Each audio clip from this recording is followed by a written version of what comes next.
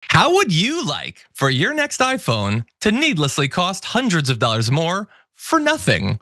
Well, thanks to Donald Trump and the MAGA movement, you just might get that because Donald Trump threatened Apple that unless they make their iPhones in the US, which people call a fairy fanciful fever dream that would ever happen, he's gonna put a 25% tariff on that specific product, which is, I guess, a thing you can do.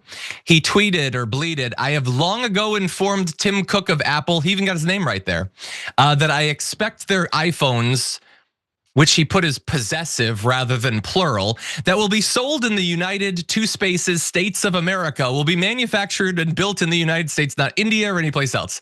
If that is not the case, a tariff of at least 25% must be paid by Apple to the US. Thank you for your attention to this matter," which he ends all of his bleats with these days. But to be clear, Apple would not be paying the tariff.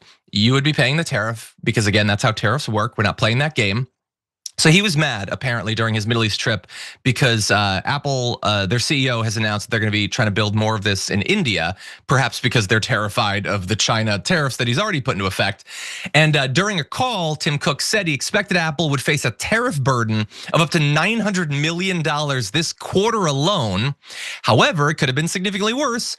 Apple and other US tech companies scored a big win last month when Trump exempted electronics from his massive tariffs on China. So originally, he was gonna put these massive tariffs on iPhones and everyone freaked out because, dear God, people need them some iPhones. And so he dialed it back. And then I guess a few days went by and Grandpa forgot about that PR disaster. And so he's just promising it again. And so your iPhone would cost $200, $300, $500 more. I haven't bought an iPhone recently, but a lot more money for nothing extra. And really fast, I just want to be clear, I'm not Jamie Raskin or whatever. I'm not a constitutional lawyer. I'm not Jasmine Crockett or anything. But I don't think you're allowed to put tariffs on individual products that one corporation makes. I mean, it's not the exact same thing. But the Constitution, Article 1, Section 9, I looked it up because it occurred to me, unlawful, unconstitutional bills of attainder, laws that punish a specific person or group without a trial. Like, I feel like this is kind of in that territory because otherwise AOC could just be like, "Hey, Elon Musk, I don't like the Model Y. I think it's stupid. I don't like that the doors go up. I'm putting tariffs on Model Ys." We wouldn't accept that. But in this case, he thinks he can do it.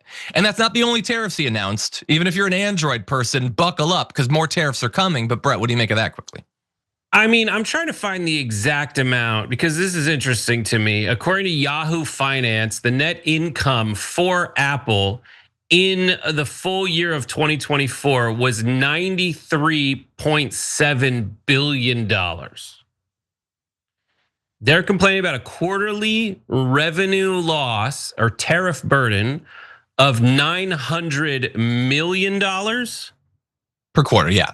per quarter. So let's say that they would incur a tariff burden of 4 times that in the year.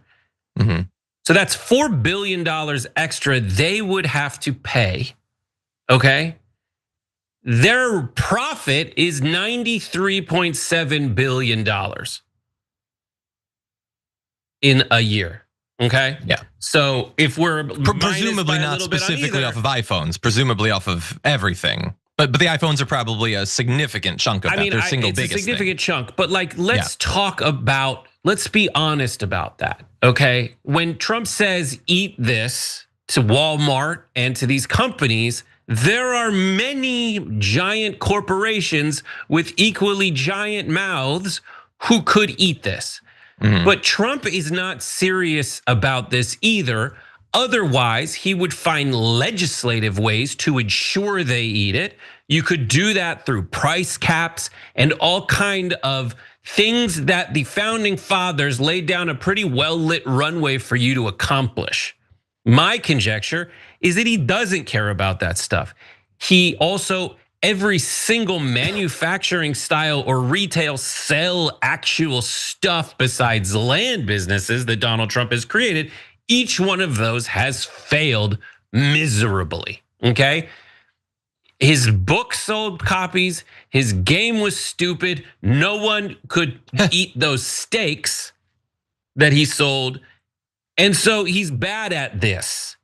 it only, my conjecture, I would say that he absolutely only always already is trying to win some kind of messaging game, not an economic one and not a legislative one, period. He just wants power, and the only profit and loss sheet line that he cares about is his own.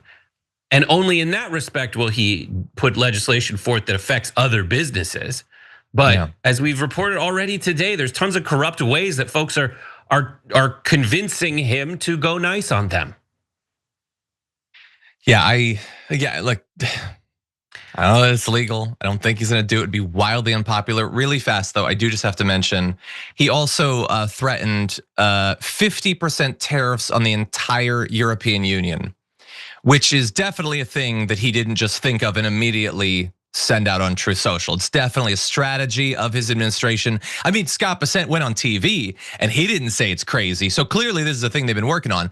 But yeah, 50% tariffs on the EU, which we do, like collectively the better part of $1 trillion a year in trade with, 50% tariffs, which again has done damage to the stock market. But don't worry, we have a lot of time to potentially avert that outcome. I mean, it's not supposed to start for 8 days. So I'm sure he'll make trade deals with the entire EU in the next week plus 1 day. And he ends his message, if we could put up graphic 3.